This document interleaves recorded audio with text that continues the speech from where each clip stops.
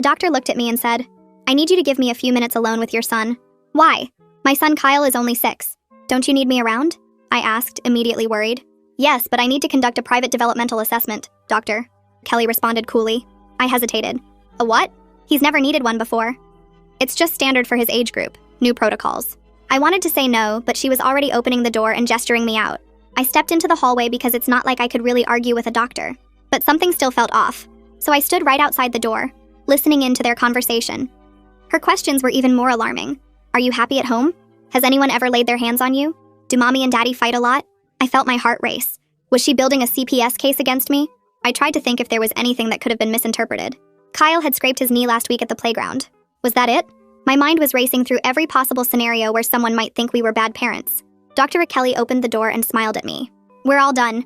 I'd like to schedule a follow-up appointment in 2 weeks." "A follow-up? This is just a routine checkup, right? Isn't he completely healthy?" I asked, panicking that something was wrong with Kyle. "I just want to double-check on something," she said vaguely. I couldn't help but feel suspicious. I insisted on staying in the same room 2 weeks later. Her smile faltered. "The assessment works better when it's just me and Kyle," she argued. But I refused to budge. She looked disappointed, but nodded. She sat down on the rolling stool and pulled out a wrapped gift. Kyle's eyes widened when he unwrapped an entire Spider-Man coloring book with a whole set of markers. She opened the coloring book and started asking him sketchy questions while he picked out a marker. "What's your daily routine like, Kyle? When do you wake up? When do you go to bed? When are you usually home? Does anyone else live with you?" I stepped between them. "Why do you need to know his schedule, doctor?" Kelly looked flustered. "I'm just being thorough. Building rapport is important for ongoing care. But we can stop here. I'd like to schedule another follow-up. Actually, if it's more convenient, I could see him outside of office hours. I could even come to your home." That's when I knew something was really wrong. Pediatricians don't make house calls, not without bad intentions. So I put my foot down. "No, I'll be looking for a new doctor." I picked Kyle up in my arms and rushed out of the clinic. But things only got worse. Dr. Kelly began calling my phone every day, leaving desperate voicemails. Each one sounded even crazier than the last. I was actually scared. I blocked her number, hoping things would end there. But 3 weeks later, she showed up at our house, grinning in front of our door. I looked through the peephole and saw her standing with a white coat, holding a big present. "Hello? I have something for Kyle." I opened the door but kept the screen door locked. Kyle ran over, his eyes gleaming as he saw the gift. "Wow! Hi, Dr. Kelly! Presents!" he screamed, jumping around happily. She bent down and nodded. "It's a special Lego set, but I need to talk to you first. Can I come in for just a few minutes?" "No." I put my hand on Kyle's shoulder and pulled him back from the door. "You need to leave." Her eyes filled with tears. "Please, I just need to talk to him one more time. You don't understand. Please let me give him his present." Kyle was tugging on my shirt. "Mom, please, it's a Lego set." But I saw the manic look in her eyes. I couldn't leave it to chance. I pulled my phone out of my pocket to dial 911. That's when Dr. Kelly yanked the screen door so hard the lock snapped and frame bent. She slapped the phone right out of my hand and scooped up Kyle in her arms before I could even scream. "Kyle!" I chased after her, but she was already at her car. She threw him in the back seat and hit the locks. "Stop!" I begged. She started the car as I banged on the window. "Don't do this!" She slammed on the gas and left. I ran to my car in the garage and jumped in, hands shaking so bad I could barely start the car. I chased after the car recklessly, placing 911 on the speakers. I gave them Dr. Kelly's license plate number. "Ma'am, I need you to not engage." But I wasn't stopping. The car pulled up to the children's hospital. I screeched to a stop right behind her car and ran toward them. "Stop! Someone stop her!" 2 security guards rushed in, following Dr. Kelly down 2 hallways past other nurses and patients. She started screaming, "Look! Through the window in that bed! That's my daughter, Misty. She's dying and he's the only match. He can save her." The security guards grabbed Dr. Kelly's arms and pulled her back from the car. I yanked the back door open and reached in for Kyle. He fell into my chest and his whole body was shaking against mine. He was crying and asking why the doctor took him. I tried to answer, but my voice wouldn't work right. The words kept getting stuck in my throat. Dr. Kelly was still screaming even with the guards holding her. She kept pointing at the hospital building and yelling about her daughter Misty in that bed up there. She was saying Kyle was the only match and he could save her. I realized she actually believed this made everything okay. Like stealing my son was fine because her daughter was dying. More security guards came running from the hospital entrance. They formed a line between us and Dr. Kelly. Someone was talking on a radio calling for police. I picked Kyle up and carried him toward the hospital doors. My legs felt weird and shaky, but I kept moving. Inside the lobby, I found a corner chair away from the windows. I sat down and pulled Kyle onto my lap. I started checking him all over for any cuts or bruises. I lifted his shirt and checked his arms and legs. He kept saying he was okay, but I couldn't stop looking. A nurse in blue scrubs came over with 2 bottles of water and a blanket. She draped the blanket around Kyle's shoulders. Her voice was really soft and careful, like she was talking to something broken. That's when I realized we probably looked as messed up as I felt. Kyle was still crying a little, and I was shaking so bad the water bottle rattled in my hand. 2 police officers walked through the main doors about 10 minutes later. They had their hands on their belts and they were looking around the lobby. One of them came over to us and asked if I was the mother who called 911. I nodded and he said they needed to separate us for statements. My stomach dropped. I didn't want to let go of Kyle, but the officer explained a hospital social worker would stay with him in a family room. He pointed to a woman standing by a door with toys and books visible inside. I carried Kyle over there and the social worker smiled at him. She had a kind face and she showed him a basket of action figures. Kyle looked at me and I told him I'd be right outside. The officer led me to a small office and handed me a clipboard with forms. My hands were shaking so bad I couldn't write. The letters kept blurring together on the page. He noticed and offered to write while I talked. I felt grateful because I didn't think I could hold the pen steady. I started telling him everything from the beginning. The first appointment where Dr. Kelly wanted me to leave the room. The weird questions about our home life and Kyle's schedule. The follow-up where she gave him the Spider-Man coloring book. Her offer to come to our house. The phone calls after I blocked her number. Then her showing up at our door 3 weeks later. I described how she broke through the screen door and grabbed Kyle. How I chased her car and called 911. My voice got steadier as I focused on the facts instead of how scared I was. The officer took pictures of my palms where I'd scraped them banging on her car window. He wrote down the license plate number I'd given to the 911 operator. Then he explained that detectives would follow up because this was a kidnapping case. Hearing that word made everything feel more real. It stopped my breath for a second. This wasn't just a scary doctor. This was an actual crime. Through the office window, I could see into the main lobby. Dr. Kelly was sitting in a different area talking to other officers. She kept pointing up toward the higher floors where her daughter must be. A man in a suit came over and started talking fast to the security guards. I caught pieces of what he was saying through the glass. Something about unauthorized patient contact and immediate suspension. Hearing that made me feel slightly less crazy. Like maybe I wasn't wrong to be suspicious all those times. A detective in regular clothes knocked on the office door and came in. He introduced himself as Nathaniel Magee. He asked if Kyle could be checked by a different pediatrician to write down any injuries or stress. I signed the medical release form and the pen rattled against the clipboard. I told him I needed to be there for every second of the exam. He said that was fine. We went to an exam room and Kyle was already there with the social worker. A doctor with gray hair came in and smiled at Kyle. She was older and had a gentle way of talking. Kyle held my hand tight while she checked him over. She listened to his heart and said it was beating really fast. She wrote down that he showed signs of acute stress but no physical harm. Detective Magee came back after the exam. He explained that Dr. Kelly would probably face charges for kidnapping and assault for breaking our screen door. Maybe other charges too, depending on what they found. He said we needed to come to the station tomorrow for recorded statements, but we could go home now if we felt safe. I almost laughed at that question. I wasn't sure I'd ever feel safe again. But I nodded because Kyle needed his own bed. My phone started ringing while we were still in the exam room. It was Darren. His voice sounded sharp and scared. He said a neighbor saw police cars at our house. I tried to explain everything in short bursts. Detective Magee was standing there watching me with a sympathetic look. I told Darren about the screen door and the chase and the hospital. He said he was leaving work right now to meet us at home. Then I mentioned the earlier appointments and how Dr. Kelly wanted to make house calls. Darren's voice changed from scared to angry. He asked why I didn't tell him about that sooner. I felt heat rise in my chest even though I was too tired to fight. Before we could leave, a woman came through the lobby doors. She had an ID badge that said Child Protective Services. She walked over to us and introduced herself as Genesis Wise. She explained gently that they got notified because of Dr. Kelly's earlier assessments. Those questions about our home life had raised flags about a possible investigation. My stomach dropped all over again. Now I had to prove I was a good mother on top of everything else. Genesis said she needed to schedule a home visit for tomorrow afternoon. She promised this was standard protocol and not an accusation. But I could hear the concern underneath. Like maybe I should have caught this sooner. Like maybe I should have protected Kyle better. The drive home felt like I was moving through fog. Kyle sat quiet in his car seat in the back. I kept checking the rearview mirror for cars following us. Every time a car turned when we turned, my heart started racing. Then it would keep going past our street and I could breathe again. When we pulled into our driveway, I saw the screen door. It was hanging at an angle with the frame all bent. Looking at that physical damage made my hands start shaking again on the steering wheel. I forced myself to let go of the wheel and open the car door. My legs felt wobbly walking up the driveway with Kyle's hand gripped tight in mine. The screen door frame was covered in cardboard that Darren had duct taped over the bent metal and broken lock. Seeing it patched like that made everything feel worse somehow. Like we were living in a house that got broken into and never fixed right. Darren opened the front door before we reached it and pulled Kyle into a long hug, lifting him off the ground. He looked at me over Kyle's shoulder with so many questions in his eyes, but I was too tired to explain anything more than I already had on the phone.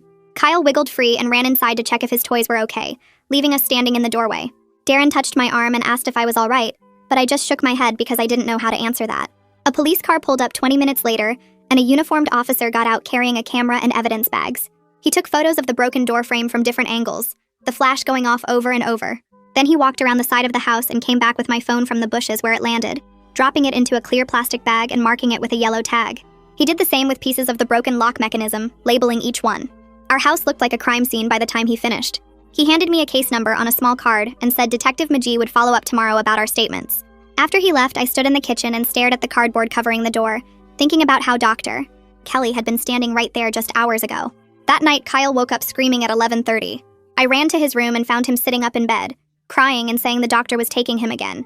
I climbed into his small bed and pulled him against my chest, stroking his hair and telling him he was safe now. He kept asking if she was coming back, and I promised over and over that she couldn't get to him anymore. His body slowly stopped shaking, but it took almost an hour before he fell back asleep. I stayed there next to him, my back pressed against his dinosaur sheets and my arm going numb under his weight.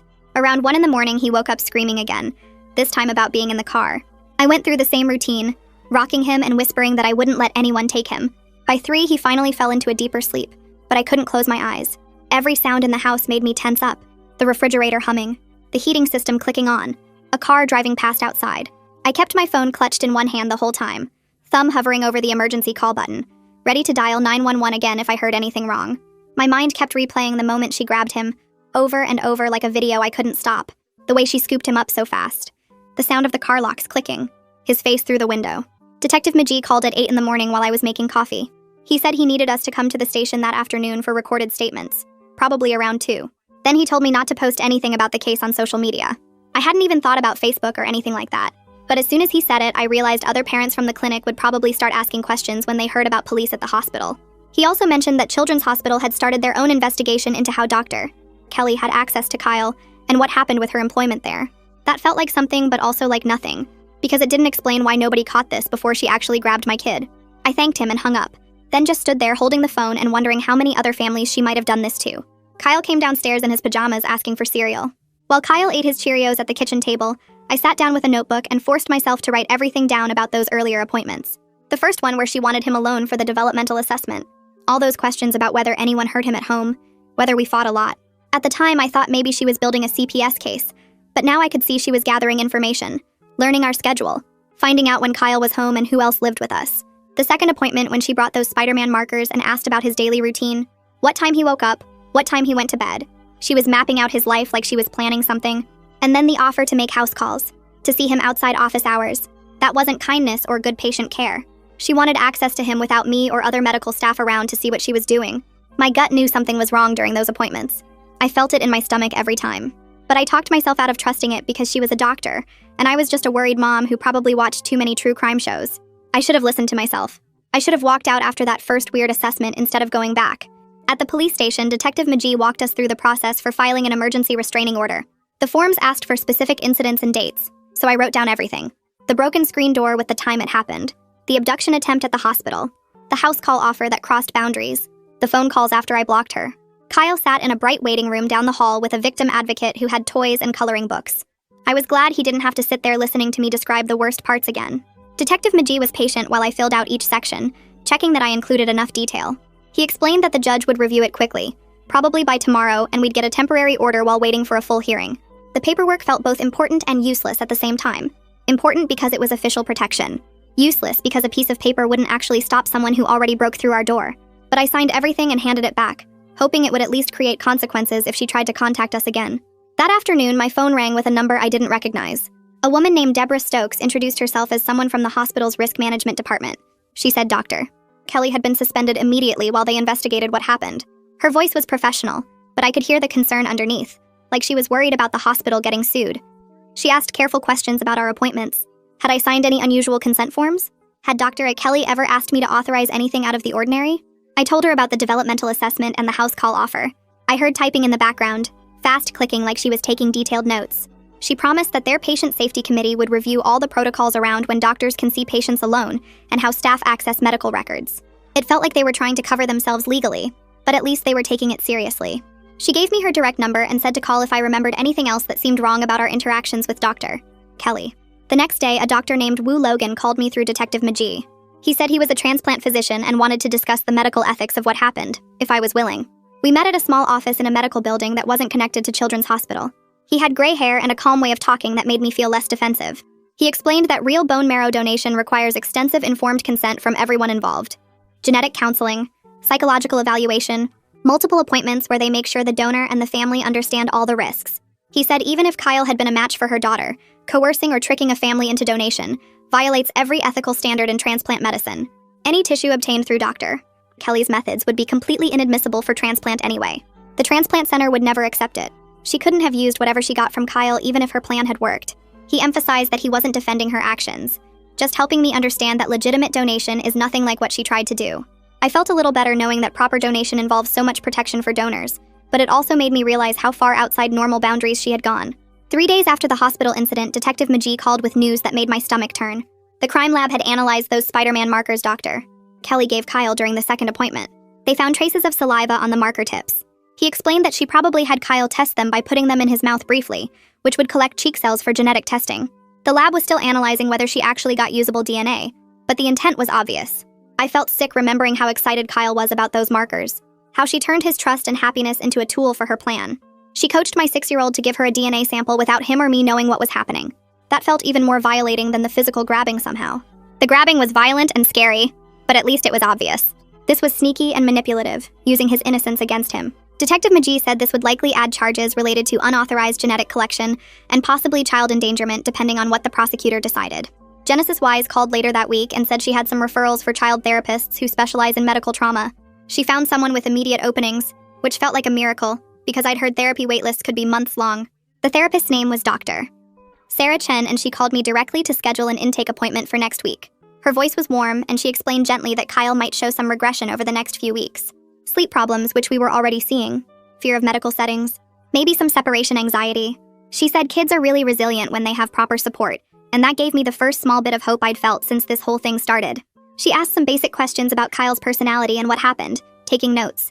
Then she said she'd have toys and art supplies ready for his first session, that sometimes kids his age express things better through play than words.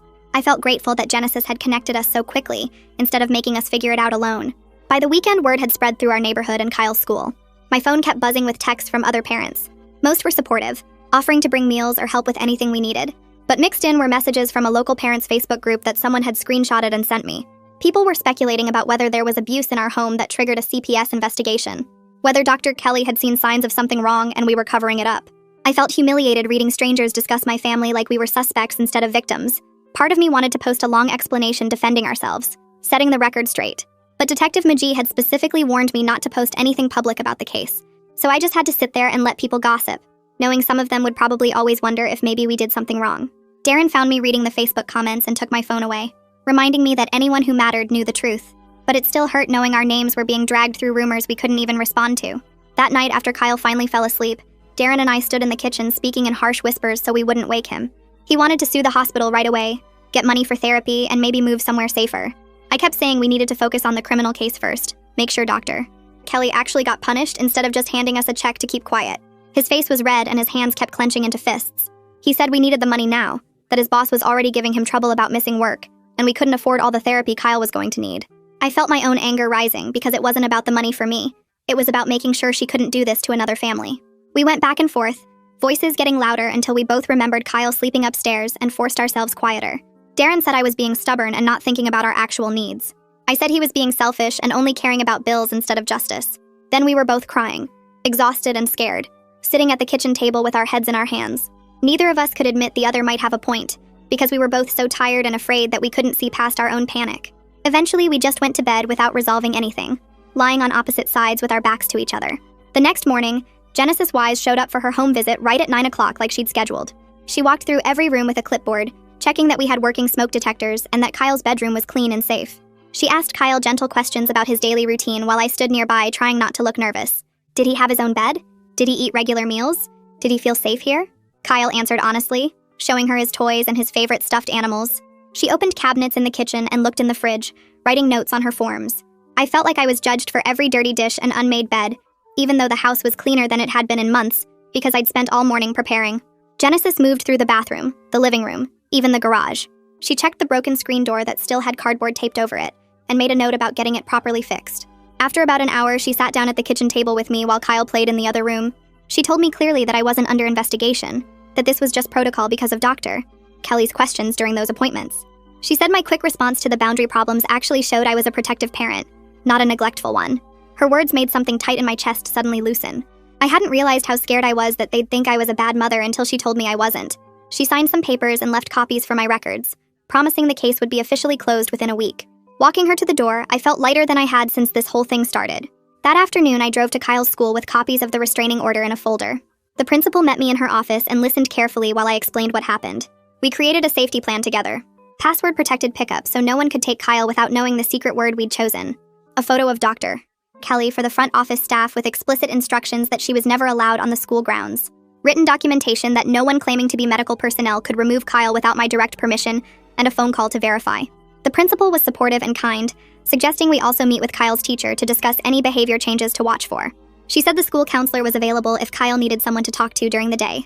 Walking out of that meeting to my car, I felt like I'd regained a small piece of control over our situation. At least at the school he'd be protected. At least there were systems in place now. By Friday, exactly 1 week after the hospital incident, Detective McGee called to say the hospital's attorney wanted to discuss settlement terms. They were offering to cover policy changes and compensation for what we'd been through. Darren saw this as proof they knew they were liable, that they'd screwed up by letting Dr. Kelly have so much access to Kyle. I saw it as them trying to avoid worse publicity, trying to make the problem go away with money before more people found out.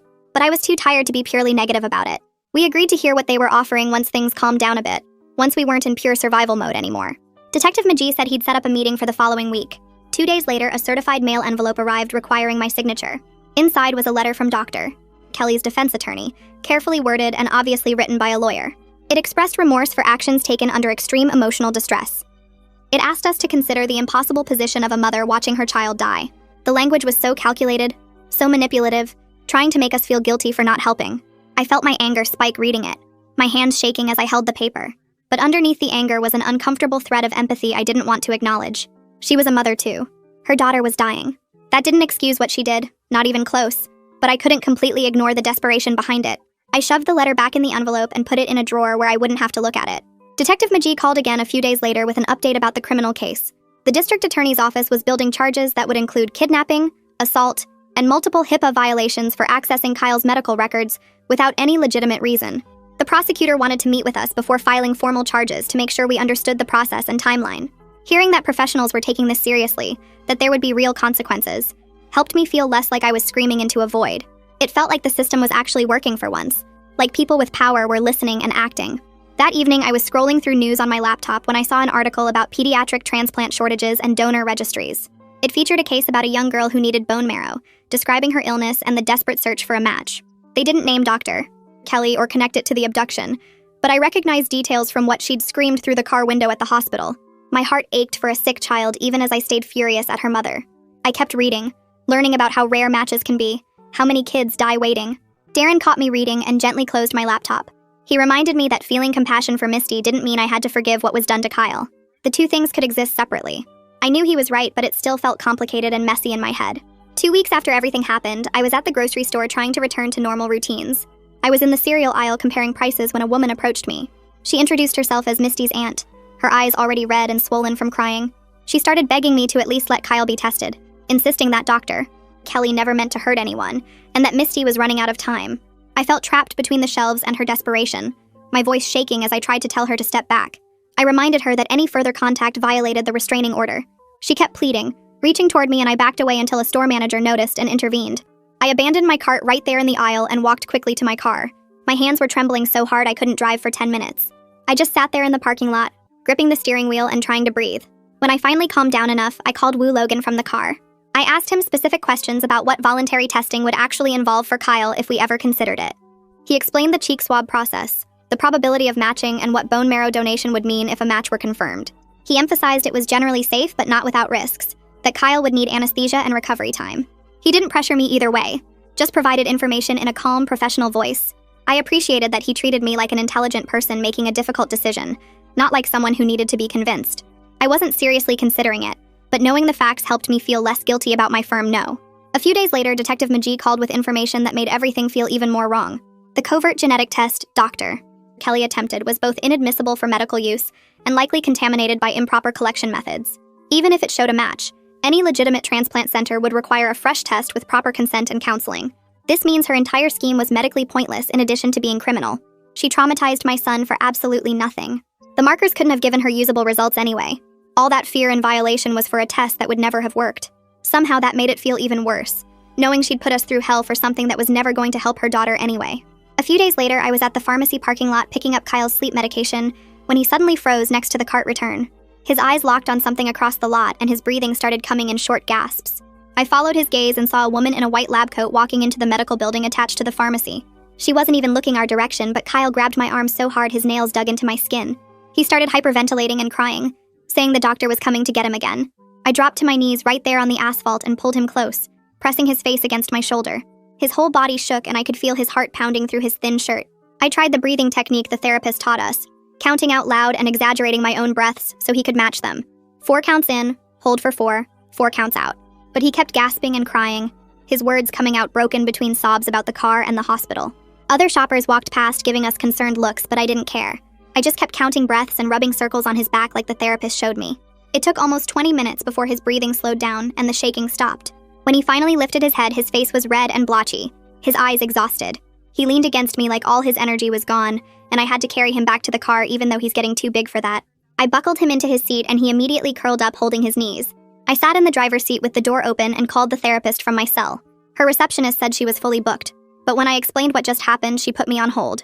2 minutes later, the therapist came back with an opening at 4 that afternoon. I thanked her about 5 times and drove home with Kyle silent in the back seat. At the session that afternoon, the therapist gave Kyle a small weighted stuffed animal, a blue dog that fit in his palm. She explained that the weight would help ground him when he felt scared, and that he could squeeze it as hard as he needed. Kyle held it the entire drive home and took it to bed with him that night. The next evening, Darren came home from work looking more stressed than usual. We got Kyle settled with his dinner and cartoons in the living room and sat down at the kitchen table with our own plates. Darren pushed his food around for a minute before admitting his boss had pulled him aside that morning. Apparently his performance had been slipping and he'd missed too many days. His boss understood about the family emergency, but made it clear the company needed him focused, or they'd have to reconsider his position. Darren's voice got tight when he said he couldn't afford to lose this job on top of everything else. He brought up the hospital settlement again, saying we should just take whatever they offered quickly. The money would give us a cushion if he did get fired and we could stop worrying about one thing at least. I understood where he was coming from, but something in me resisted being rushed. I didn't want the hospital to get off easy just because we were desperate. We went back and forth for a while, both of us getting frustrated, until finally we agreed to at least hear their full offer before making any decisions. We needed to approach this as a team, even though we were both falling apart in different ways. Kyle called from the living room asking for more juice and we both got up, grateful for the interruption. 3 days later, we met with the prosecutor at her office downtown. She was a thin woman in her 40s with glasses and a no-nonsense attitude. She laid out folders on the conference table and explained that the DA was building a strong case, but we needed to be prepared for what the defense would argue. She said Dr. Kelly's attorney would likely claim that our parenting created opportunities for access, and that we should have recognized warning signs sooner. The words hit me like a slap, and I felt shame flooding through my chest even though I knew it wasn't fair. The prosecutor must have seen my face change because she immediately added that this was just standard defense tactics and not a reflection of reality. She was preparing us for the emotional toll of having our choices questioned in court. She emphasized that the evidence clearly showed Dr. Kelly's predatory behavior, and that blaming parents were a common strategy that rarely worked. I appreciated her honesty even as I dreaded actually sitting in a courtroom hearing someone say those things out loud. Darren reached over and squeezed my hand under the table. The prosecutor spent another hour walking us through the timeline and what to expect at the preliminary hearing. When we left, I felt both validated and exhausted, knowing this process was going to be even harder than I'd imagined. 2 weeks later, Deborah from the hospital called my cell while I was folding laundry. She informed me that the state medical board had formally opened an investigation into Dr. Kelly's license. The hospital had also fully revoked her clinical privileges pending the outcome of both the criminal case and the board review. It felt like a real consequence finally, even though Deborah cautioned that the process could take months. I asked whether other families should be notified if their children had been Dr. Kelly's patients. Deborah said the hospital was already reviewing all of her recent cases for any similar boundary violations. She promised they were taking this seriously and implementing new protocols around unsupervised assessments. After we hung up, I stood there holding my phone, feeling like maybe the system was actually working for once. The next afternoon, my cell rang with a number I didn't recognize. I answered, and a woman's voice immediately launched into questions about the pediatrician transplant case. She identified herself as a reporter from the local newspaper and asked if I'd be willing to comment. I felt my stomach drop and asked how she got my number. She deflected and tried again to get me to confirm details about the abduction and Dr. Kelly's daughter. I said I had no comment and hung up, my hands shaking. I immediately called Detective McGee and told him what happened. He sighed and said media attention was inevitable given the unusual circumstances, but reminded me I had absolutely no obligation to participate. He suggested a simple no-comment response to any future calls, which felt like permission to protect our privacy. He also said he'd look into how the reporter got my personal number since that information should have been protected. That same week, an anonymous package appeared on our front porch. I saw it through the window when I got home from picking Kyle up at the school. My first instinct was panic, and I immediately called the police before even touching it. 2 uniformed officers arrived within 15 minutes and carefully opened the box on our lawn. Inside were 3 children's books about being brave, with bright, colorful covers and positive messages. There was no note and no return address. The officers photographed everything and took the books as potential evidence, even though they said it was probably just a well-meaning gesture from someone who'd heard about our situation. But standing there watching them document it, I couldn't stop shaking. In my current state, everything felt like a threat. One of the officers, a younger guy with kind eyes, told me this was a completely normal trauma response. He said my brain was in hypervigilance mode, trying to keep Kyle safe, and that it would ease up over time. His words helped me feel slightly less crazy, but I still checked the porch 3 times that night before bed. A few days after that, Detective Magee called and asked if I could meet him at Dr. Kelly's clinic to walk through exactly what happened during each appointment. I didn't want to go back there, but I understood why he needed me to reconstruct the timeline. Darren stayed home with Kyle, and I drove to the clinic alone, my stomach in knots the whole way. Detective Magee was waiting in the parking lot, and we went inside together. The clinic manager met us looking nervous and cooperative, clearly worried about liability. Walking into that exam room where Dr. Kelly had asked Kyle all those invasive questions made my skin crawl. The walls were still the same cheerful yellow with cartoon animals painted near the ceiling. I forced myself to stand in the spot where I'd interrupted her questioning and described exactly what I'd heard and seen. Detective Magee took detailed notes and photographed the room from different angles. We requested security footage from the hallways, and the manager immediately agreed, saying she'd have IT pull everything from the relevant dates. She kept apologizing and saying they had no idea Dr. Kelly was behaving inappropriately. I believed her, but it didn't make me feel any better about how long the behavior had gone unnoticed. About a week later, Detective Magee called with new information that made everything feel even more calculated. The hospital's IT department had pulled audit logs showing that Dr. Kelly accessed Kyle's electronic medical chart multiple times outside of appointment dates. She'd looked at his birth records, his family history, his blood type, all without any legitimate medical reason. Each unauthorized access was a separate HIPAA violation, and the pattern showed clear premeditation. This wasn't a desperate mother having a sudden breakdown. This was someone who'd been planning and gathering information over weeks. Detective Magee said the DA was adding the HIPAA violations to the charges, and that this evidence would be hard for the defense to explain away. I felt a strange sense of vindication hearing this. My instincts had been right all along. Something had been wrong from that very first appointment, and now there was proof. The court date for the permanent restraining order finally arrived about a month after the abduction attempt. I had to sit in the same courtroom as Dr. Kelly for the first time since that day at the hospital. She sat at the defense table looking exhausted and hollow, her hair pulled back in a messy ponytail. Her attorney stood and argued that she'd been acting under extreme emotional distress watching her daughter die, that her actions came from maternal desperation rather than malice. I watched Dr. Kelly start crying when her attorney mentioned Misty's condition, and I felt an unwelcome stab of pity. But then I looked across the room at Kyle sitting with the victim advocate, holding his weighted blue dog, and I remembered the absolute terror in his eyes when she grabbed him. My resolve hardened immediately. The prosecutor presented the evidence methodically, including the unauthorized chart access and the covert DNA collection attempt. She emphasized the calculated nature of Dr. Kelly's behavior and the ongoing threat to our family's safety. The judge listened carefully to both sides, taking notes and asking occasional questions. When the judge finally spoke, he granted a 1-year restraining order with specific provisions.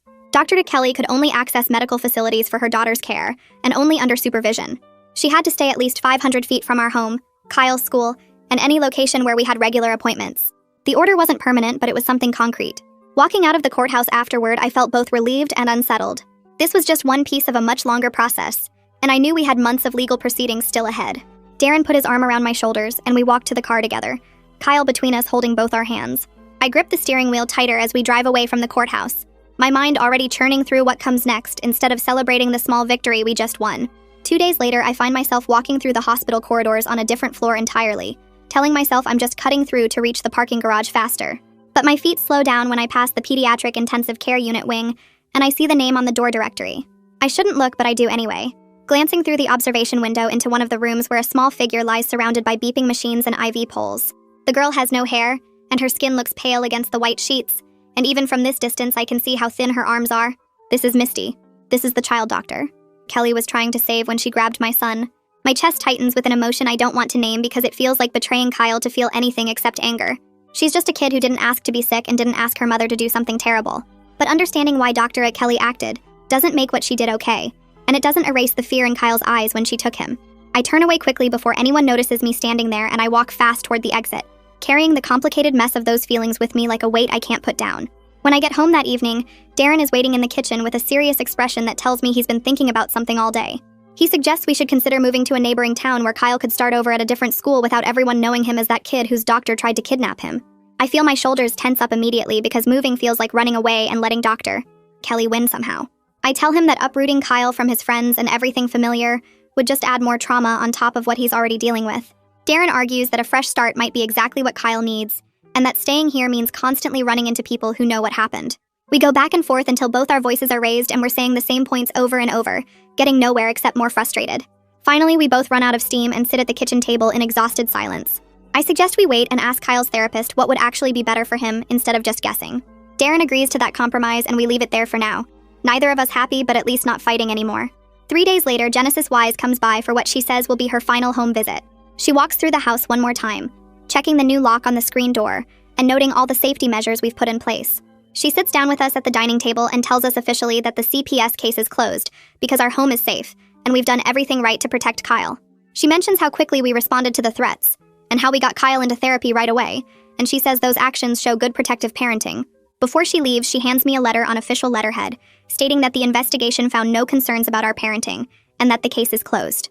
I fold that letter carefully and put it in a file folder in my desk drawer, treating it like some kind of shield against future accusations, even though Genesis tells me I won't need it. But I feel better having it there anyway, proof in writing that we didn't do anything wrong. The next afternoon, my phone rings with a number I recognize as the hospital transplant department.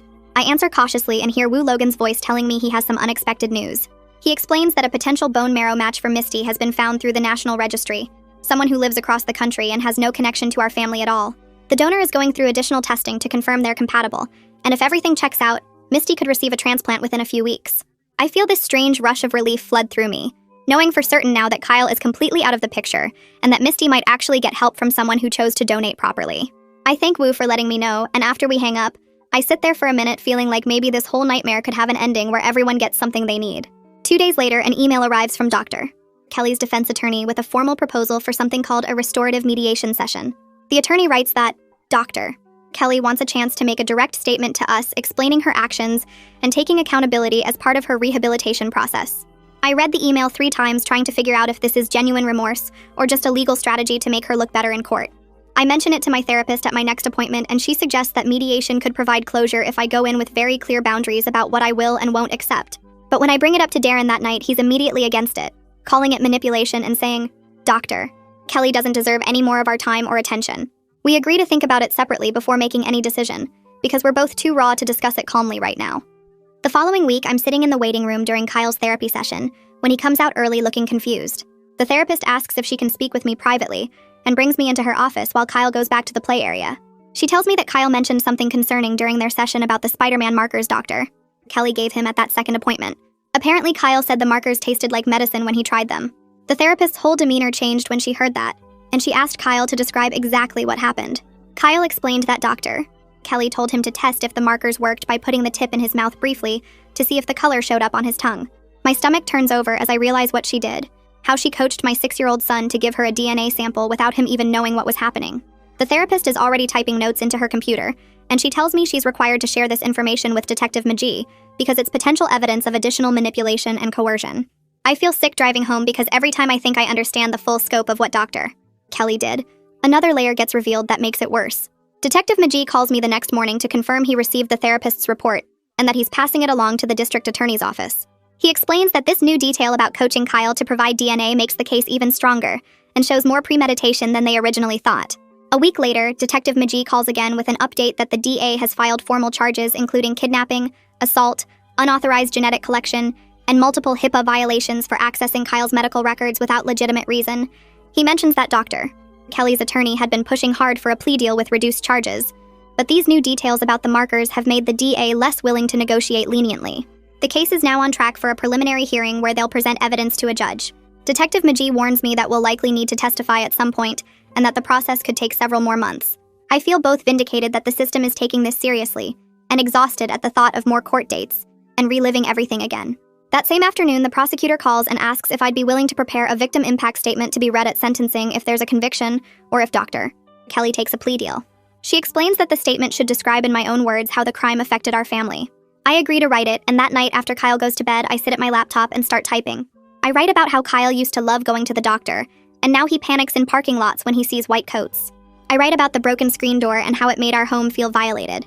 I write about the fear that someone we trusted used that trust as a weapon against us. The words come easier than I expected, and I find my voice getting stronger and clearer with each paragraph, organizing all the anger and fear into something concrete that can be heard and recorded. 6 weeks pass before the forensic interview is scheduled. I drive Kyle to a special child advocacy center that's designed to be less intimidating than a police station.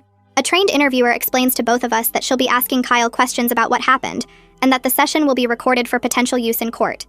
She tells me gently that I can't be in the room during the interview, because it's protocol to prevent any appearance of coaching or influencing Kyle's answers. The thought of not being there while a stranger asks my son about the worst experience of his life feels like torture, but I understand the rules exist for good reasons. Kyle goes into the interview room holding his weighted blue dog, and I sit in the waiting area watching the clock. 40 minutes crawl by before the door opens, and Kyle comes out looking tired but not upset. He tells me he answered all the questions and that he got to draw a picture of our family at the end with special markers. The interviewer walks over and tells me quietly that Kyle did great, that his account was clear and consistent, and that he was very brave. She says the recording will be available to the prosecutor and that it should help the case significantly. I hug Kyle tight and tell him how proud I am of him. The next week, a thick envelope arrives by certified mail from the hospital's legal department. Inside is their official settlement offer with multiple pages of terms and conditions. The offer includes full coverage of Kyle's therapy costs for up to 5 years with no caps or limits, financial compensation for our trauma, and Darren's lost wages from missing work, money to repair the broken screen door and replace my damaged phone, and a commitment to implement new hospital-wide protocols around unsupervised patient assessments and staff access to medical records. The dollar amounts are significant but not outrageous, and the policy changes feel like they might actually prevent this from happening to another family. Darren reads through it that evening and wants to accept immediately, because the money would give us real financial security and let us focus completely on Kyle's recovery. I want our own attorney to review every word first, because I don't trust the hospital's lawyers to have our best interests in mind. We compromise by scheduling a meeting with a lawyer who specializes in medical malpractice cases to evaluate whether the offer is actually fair or if we should push for more. The lawyer we hired to review the settlement meets with us on a Tuesday afternoon and spends 2 hours going through every clause with a highlighter and sticky notes. She points out that the therapy coverage is actually quite generous, and that the non-disclosure language is pretty standard for these cases, though she suggests we push for an exception that lets us share safety lessons with other parents without naming the hospital specifically. Darren keeps asking about the dollar amount and whether it's fair for what we went through, and she explains that medical malpractice settlements are complicated, because juries are unpredictable and trials are expensive and traumatic. She thinks the offer is reasonable, but says we could probably negotiate another $10,000 or $15,000 if we're willing to wait a few more months. I'm scrolling through my phone while they talk numbers, and that's when I see the news alert. The headline reads, "Bone marrow donor candidate disqualified due to medical complications," and my stomach drops because I know exactly which case they're talking about, even though they don't name Misty. I click through and read that the potential donor who was evaluated for a pediatric leukemia patient has been found to have a previously undiagnosed autoimmune condition that makes donation too risky. The article talks about how devastating it is when a match falls through and how the search continues through the National Registry. I feel this weird twisted knot in my chest because part of me is sad for a dying kid, and part of me is relieved that the pressure is off us, and part of me feels guilty for being relieved. Darren notices I've gone quiet and leans over to see what I'm reading. He closes my phone gently and reminds me that Misty's medical situation is not our responsibility, and that having boundaries doesn't make me a bad person or heartless. I nod, but the knot doesn't go away, because knowing something intellectually and feeling it emotionally are two completely different things. 2 months pass, and life settles into this strange new rhythm where we're healing, but also waiting for the legal system to grind forward. Kyle has therapy every week, and I have therapy every other week, and Darren joined me for a few couples sessions to work through the stress that almost broke us. The lawyer negotiated the settlement terms we wanted, and we signed the papers, though the actual check won't come for another few weeks because of processing times. I'm at the grocery store on a Saturday morning, loading bags into the trunk of my car in the parking garage, when my phone rings with a number I recognize as the hospital. For a second, I panic thinking something went wrong with the settlement, but then I see it's Wu Logan calling, and I remember he said he'd keep me updated as a courtesy. I answer, and he tells me that another potential donor has emerged from the registry, a young man in his 20s from another state who's a strong preliminary match for Misty. They're doing confirmatory testing now to make sure the match is as good as it looks, and if everything checks out, he's already told the transplant coordinator that he's willing to donate. Wu's voice is cautiously hopeful when he explains that this donor is healthy and motivated, and that if the testing confirms the match, Misty could have her transplant within a month. I find myself smiling as I thank him for letting me know, surprised by how much I genuinely want this to work out. I want there to be a path forward for Misty that has nothing to do with my family, where she gets help through the right channels from someone who chose to be on that registry. After we hang up, I stand there in the parking garage for a minute, feeling lighter than I have in weeks. Like maybe there's a version of this story where Misty survives and Dr. Kelly faces consequences and we all move forward separately. I'm reaching for the last grocery bag when I hear footsteps behind me, and then a voice I recognize instantly.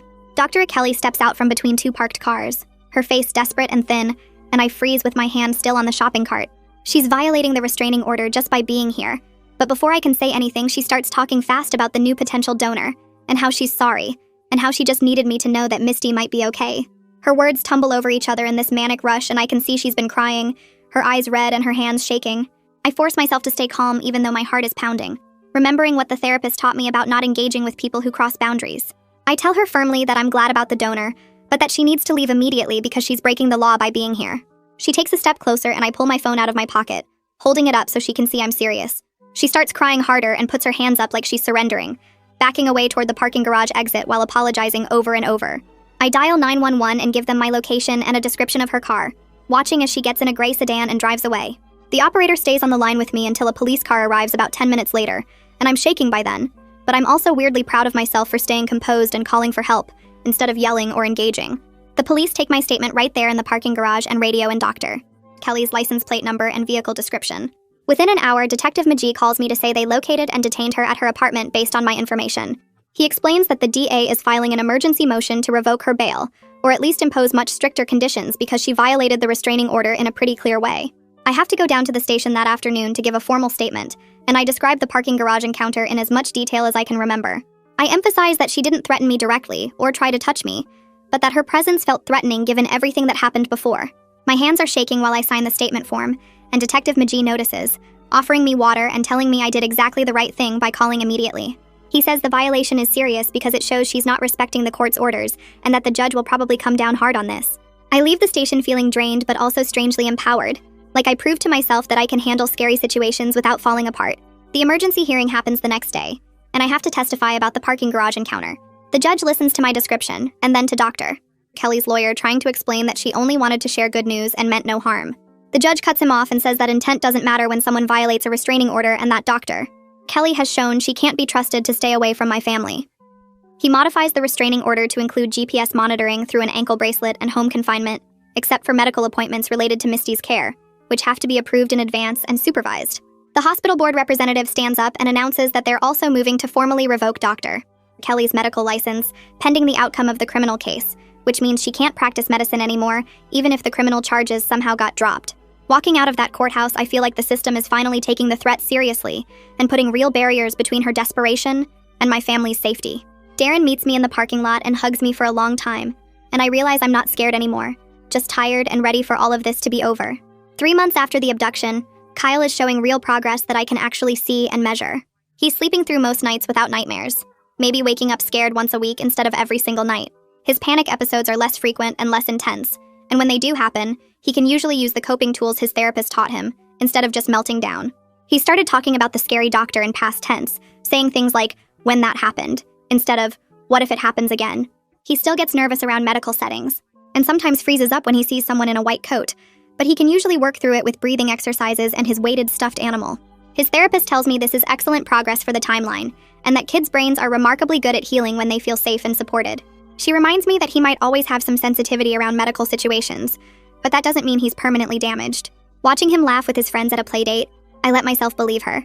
Our daily routines have shifted into a new version of normal that's different from before, but not entirely defined by trauma. I still check the locks twice before bed, and I still look over my shoulder in parking lots. But these feel like reasonable precautions rather than panic responses. We still have a safety plan for school pickup with passwords and approved adults, but it's just part of our routine now instead of this constant source of anxiety. Kyle has playdates again and goes to birthday parties, and he laughs at cartoons and plays with his toys. There are whole hours where I don't think about Dr. Kelly at all, where my brain isn't scanning for threats or replaying the worst moments. The hypervigilance is fading into something more like appropriate caution, and I'm learning to trust that we can be both careful and okay at the same time. Darren and I have date nights again, and we talk about normal things like bills and home repairs, instead of just the case and the trauma. It's not perfect, and some days are harder than others, but we're building a life that includes what happened without being completely consumed by it. The civil settlement with the hospital gets finalized after our attorney negotiates slightly better terms on a few points. They agree to cover Kyle's therapy with no annual cap for 5 years instead of their original offer of 3 years. And they add a provision that limits the non-disclosure agreement so we can share safety lessons with other families without naming the hospital or staff members. The check arrives by courier on a Wednesday afternoon, and it's more money than I've ever seen in one place. It doesn't erase what happened or make the trauma worth it, but it does provide real security and validation that the hospital acknowledges they failed to protect us. Darren and I sit at the kitchen table that night and make a plan for the money. Most of it goes into a trust fund for Kyle's future needs, whether that's college or therapy or whatever else he might need as he grows up. We use some to pay off the credit card debt that piled up during the crisis when Darren was missing work, and I couldn't focus on anything. We put a chunk into our emergency fund, so we have a cushion if anything else goes wrong. It feels responsible and careful, like we're building stability instead of just reacting to chaos. 4 months after the abduction, Wu Logan calls with news that makes me cry in the middle of folding laundry. Misty successfully received a bone marrow transplant from the unrelated donor, the young man from another state who turned out to be a strong match. The transplant happened 2 weeks ago, and she's in the critical recovery phase now, which is risky and uncertain because her body could reject the new marrow, or she could develop serious complications. But she has a real chance now, a path forward that didn't exist before. Wu explains that transplant recovery takes months, and that her prognosis is still guarded, but that the donor's marrow is engrafting and producing new blood cells. I feel this genuine wave of relief that she got help through proper channels, that a stranger's generosity and the legitimate medical system gave her what my son never could have safely provided. It doesn't resolve my feelings about Dr. Kelly or make what she did okay, but it closes one painful loop in my mind. Misty is getting the care she needs without my family being involved, which is exactly what should have happened from the start. Dr. Kelly's criminal case moves toward resolution through a negotiated plea agreement that the prosecutor calls me to discuss before it's finalized. She'll plead guilty to reduced charges including attempted kidnapping, assault, and HIPAA violations, but the kidnapping charge will be downgraded to unlawful restraint because the prosecutor thinks a jury might be sympathetic given the dying daughter situation. In exchange for the plea, she'll get 5 years of probation instead of prison time, mandatory mental health treatment, permanent surrender of her medical license, and 200 hours of community service. The prosecutor explains that a trial would be traumatic for Kyle because he'd have to testify and be cross-examined, and that this outcome guarantees consequences without putting him on the witness stand. I struggle with whether this is enough justice, whether probation feels too light for someone who grabbed my child and drove away with him. But when I think about Kyle having to sit in a courtroom and answer questions about the scary doctor while she stares at him from the defense table, I know I can't put him through that. I tell the prosecutor I'll agree to the plea deal because protecting Kyle from further trauma matters more than punishing Dr. Kelly perfectly, even though part of me will always wonder if we let her off too easy. Darren and I sit in the counselor's office 2 weeks after the plea deal, both of us stiff in the uncomfortable chairs. The counselor asks us to describe one moment during the crisis when we felt most alone, and Darren says it was when I wouldn't let him help make decisions about Kyle's therapy. I feel defensive heat rise but force myself to listen as the counselor points out that we were both trying to protect Kyle in different ways. She gives us homework about checking in with each other before making big choices, and we practice the script right there in her office, stumbling over the words like we're learning a new language. Over the next several weeks, we keep showing up, even when it feels pointless, and slowly we start talking about fear without it turning into blame. The counselor helps us see that the real problem was never each other, but the impossible situation Dr. Kelly put us in. Darren admits he was scared I'd blame him for not seeing the signs sooner, and I admit I was scared he'd think I was a bad mother for letting it happen. We're both learning to say those fears out loud instead of letting them fester, and it's hard work, but we're both committed to fixing what broke between us. 5 months after everything started, I stand at the kitchen window on a Saturday afternoon and watch Kyle ride his bike up and down our driveway. His laughter carries through the open window, bright and carefree, and I feel something loosen in my chest. Darren is outside at the grill, flipping burgers, and the smell of charcoal and cooking meat fills the air with ordinary comfort. Kyle waves at his dad and does a wobbly turn, almost tipping over but catching himself, and they both laugh. I still check the locks twice before bed every night, and I still feel my shoulders tense when I see someone in a white coat at the store. But I also have moments like this where life feels almost normal again, where I can watch my son play without scanning for threats every 3 seconds. We're not the same family we were before all this happened, and sometimes I miss that innocent version of us that didn't know doctors could be dangerous. But we're learning to be okay with who we've become, building a new normal that includes both caution and joy. 6 months out from the abduction, I can finally see the whole picture with some clarity instead of just reacting to whatever crisis is happening right now. We survived something terrible and we're genuinely moving forward instead of just treading water. The criminal case is resolved with Dr. Kelly's plea deal. The civil settlement with the hospital is handled, and sitting in Kyle's trust fund, and Kyle is healing with his therapist's help every week. Our marriage is stronger for having faced the worst together and choosing to fix it instead of letting it break us. I still have hard days where the anger and fear come rushing back, usually triggered by something small like a doctor's appointment reminder or seeing a white coat. I know Kyle will carry some version of this experience forever, that it changed him in ways we won't fully understand until he's older. But we're not defined by what Dr. Kelly did to us anymore. We're defined by how we protected each other, how we sought help when we needed it, and how we refused to let trauma become our whole story.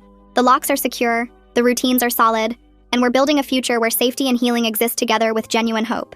So yeah, Justice meant compromise because protecting a 6-year-old from cross-examination mattered more than maximum punishment. That's real-world choices, not movie justice. Subscribe if you want more stories about navigating impossible situations with no perfect answers. All right, I'm out. Stay aware, and I'll see you next time.